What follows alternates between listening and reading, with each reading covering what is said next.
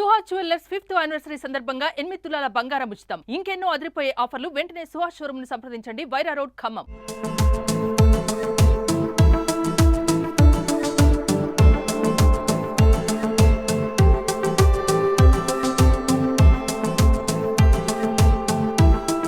నమస్తే, welcome to Suman TV.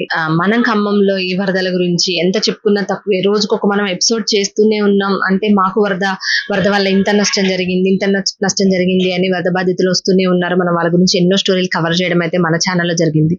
అదే భాగంగా అంతేకాకుండా ఈరోజు మనం మమతా రోడ్ లో ఉన్న బిర్యానీ హబ్ కి అయితే మనం వచ్చామన్నమాట. ఈ రోజు ఇక్కడ ఏంటి స్పెషాలిటీ అంటే, వాళ్ళు ఏదైతే ఈ బిర్యానీ హబ్ పెట్టి 5th యానివర్సరీ సెలబ్రేషన్స్ అయితే చేసుకుంటూ ఉన్నారు.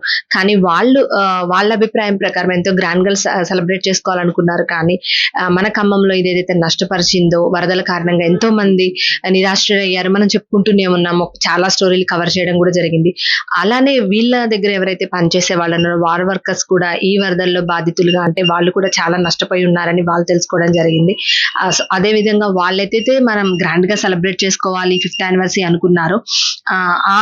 అంటే ఆ సెలబ్రేషన్స్ చేసుకోవాల్సిన మనీ ఫండ్ కానివ్వండి, ఏదైనా ఉంది, అది ఏదైనా మనం మ్యూజియాలకి ఇస్తే చాలా యూజ్ అవుతుంది అనే ఒపీనియన్ తో వాళ్ళు వాళ్ళ వర్కర్స్ ఏదైతే కోల్పోయారో వరదల్లో కానివ్వచ్చు, ఏదైతే వరదల వల్ల వాళ్ళు ప్రభావం పొందిన వాళ్ళు అయి ఉండొచ్చు, వీళ్ళ దగ్గర వర్క్ చేసే వాళ్ళు ఉన్నారు, వాళ్ళకైతే వాళ్ళు హెల్ప్ చేయడం అయితే జరిగింది. సో మనతో పాటు వాళ్ళ స్టాఫ్ అయితే ఉన్నారు. అండ్ ఇక్కడ బిర్యానీ హబ్ ప్రొపరైటర్ వాళ్ళు కూడా ఉన్నారు. వాళ్ళని అడిగి అసలు వాళ్ళు వరదల్లో ఎలాంటి తీవ్రతలు, ఎలాంటి ఇబ్బందులు ఎదుర్కొన్నారు, వాళ్ళు ఎలాంటి సహాయాలు పొందారు అనేది అయితే వాళ్ళ మాటల్లో మనం అడిగి తెలుసుకోవడానికి అయితే ప్రయత్నిద్దాం. నమస్తే అమ్మా. నమస్తే. చెప్పండి, మీ పేరు? వినోద. అంటే ఇక్కడ మీరు ఈ బిర్యానీ హబ్ లో ఎన్ని సంవత్సరాల నుంచి పనిచేస్తున్నారు? 5 సంవత్సరాలు చేస్తాను. 5 సంవత్సరాల నుంచి. అంటే 5th యానివర్సరీ స్టార్టింగ్ నుంచి ఉన్నారు. అంటే చెప్పండి, ఇప్పుడు వరదల్లో మీది ఏ ఏరియా? మాది కాలువొడ్డు, సమ్మకసార కార్చి, 46వ డివిజన్. 46వ డివిజన్. అంటే అక్కడ ఎలా ఉంది అంటే, ఇప్పుడు 4 రోజులు క్రమంగా కురిచిన అంటే ఈ వరదలు, ఈ వర్షాలకి బాగా చాలా మంది మీలాంటి కుటుంబాలు నష్టపోయినారు. మీకు ఎలాంటి జరిగింది? మొత్తం నష్టపోయినా మేడం. అసలు మాకు ఏమి కూడా మిగలలేదు. అసలు మేము చూస్తుంటే వరదలు వచ్చినాయి. మాకు అసలు ఘోరం అయిపోయింది మేడం. మేము 5 రోజులు కూడా బయటకు వెళ్ళకుండా అట్నే ఉన్నాం. అసలు ఏం మిగల్లే, మొత్తం కొట్టుకుపోయిన ఒంటి మీద బట్టలు తప్ప ఇంకేమి లేదు. 5 రోజులు అట్నే ఉన్నాము. కనీసం మమ్మల్ని వచ్చి పలకరించిన వాళ్ళు లేరు, మాట్లాడిన వాళ్ళు లేరు, మాకు ఏ రకమైన సాయం చేసిన వాళ్ళు లేరు మేడం. ఇంకా చూసి అట్లా కాదు ఇట్లా కాదు అనేసి ఇంకా డేర్ చేసి ఒక 4 రోజుల తర్వాత ఇంకా హబ్కి రావటం జరిగింది. అసలు ఏంటంటే ఇంకా మా సార్ ఉన్నారు అన్న ధైర్యం ఒక్కటి తప్ప మాకే సాయం అందలేదు మేడం. అంటే ఇప్పుడు ప్రభుత్వం తరపున కానివ్వచ్చు, ఏదైతే ఫండ్స్ అలాంటివి కూడా ఏమి ఇవ్వలేదు మేడం. టోకెన్స్ అన్నారు. అటు 2 రోజులు 3 రోజులు తిరిగాము. అటు ఏమి ఇవ్వలేదు.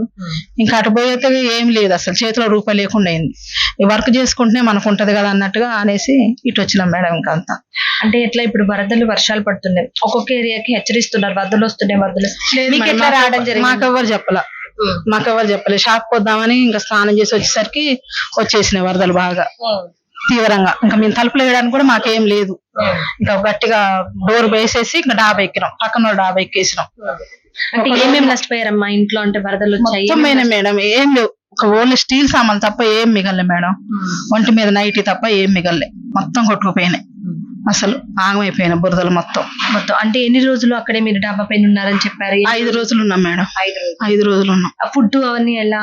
ఇక ఫుడ్ అంటే అందినప్పుడు అందింది మేడం, లేదు లేకపోతే లేదు. అలానే ఉన్నారు. అట్నే ఉన్నాం. ఎవరైనా వచ్చి బయట అడుగు పెట్టడానికి కూడా లేదు. మొత్తం బురద, కాళ్ళు మొత్తం మునిగేటట్టుగా చెడి వాసి చాలా ఇబ్బంది పడ్డాం.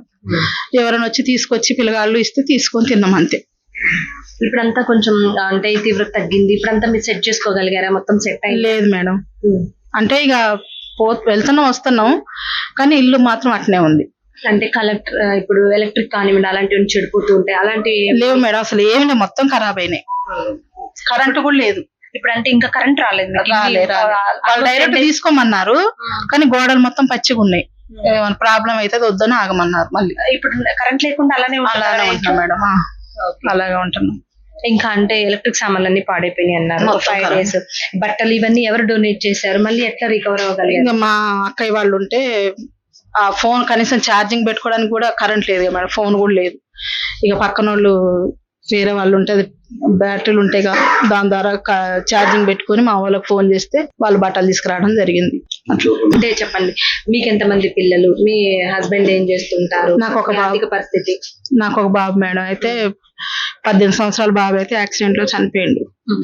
మా వారు సెకండ్ మ్యారేజ్ చేసుకుండు వేరే వాళ్ళని. అంటే సింగిల్ గా ఉంటున్నారు. అంతే మేడం. ఓకే, అంటే ఇప్పుడు రిలేటివ్స్ కానివ్వండి, మీ హస్బెండ్ సపోర్ట్ లేదు, ఇంకా ఆర్థికంగా ఎట్లా? ఇందులో పనిచేసే మనీతో బతకడమా? ఇక్కడే సార్ కండి మేడం, నాకు ఎలాంటిది లేదు. ఇప్పుడు 16,000 ఇప్పుడు గవర్నమెంట్ నుంచి వస్తుంది, అది మీకు అందిందా సహాయం? అవి తీసుకున్నారు మేడం, ఫోటో తీసుకున్నారు, చూసారు ఇల్లు మొత్తం వచ్చి, కానీ ఇంకా పడలే, ఇంకా రాలేదు, ఇంకా రాలే. కన్యానగర్ 1 మేడం, 10వ డివిజన్. 15 కుటుంబాలు మాత్రం నైట్ 2 గంటల టైంలో మేము నిద్రపోయి లేచేసరికి ఇక్కడికి వచ్చిన నీళ్లు నడుముల దాకా. ఇది ఏందని మేము దిక్కాలపోయి చూసేసరికి బాగా వరద వస్తుంది, ఇక్కడ దాకా వచ్చినాయి. అప్పటికి 2 రోజులు అయింది నాకు జ్వరం తగిలి, నేను లేకలేకపోయినా, కాళ్ళ నొప్పులతో జ్వరం వచ్చేసింది. ఇక మా పక్కన వాళ్ళు 4 కుటుంబాలు ఉన్నాయి, మాతో 5 కుటుంబాలు. వరద వచ్చిందని నిద్రపోయిన వాళ్ళందరూ మేము పోయి లేపినాం దబా. ఈ సెల్లులు కింద పెట్టుంటే నిద్రపోయినప్పుడు మా కింద పడుకుంటాం, పరుపు మీద ఒకళ్ళు, మంచం మీద ఒకళ్ళు పడుకుంటే 2 చెల్లులు తడిసిపోయినాయి. మళ్ళీ ఇక దబదబా వెళ్ళి వాళ్ళని లేపేసరికి వాళ్ళు దిక్కాలు పోయి చూస్తే ఫ్రిడ్జులు, కూలర్లు, మరి ప్లౌడ్ వేసిన మంచాలు గినక, బట్టలు గినక మొత్తం ఆగమైపోయినాయి. తలిపేద్దామంటే వరద నెట్టుకొని వస్తుంది, మేము పోలేకపోతున్నాం. నేను నడుద్దామంటే నాకు కాళ్ళు బాగా నొప్పులు వచ్చి నడవలేకపోతున్నా. ఇక వాళ్ళందరం లేపుకొని బయటికి పోదాం అని మేము అంటుంటే ఇక్కడ దాకా వచ్చినాయి నీళ్లు.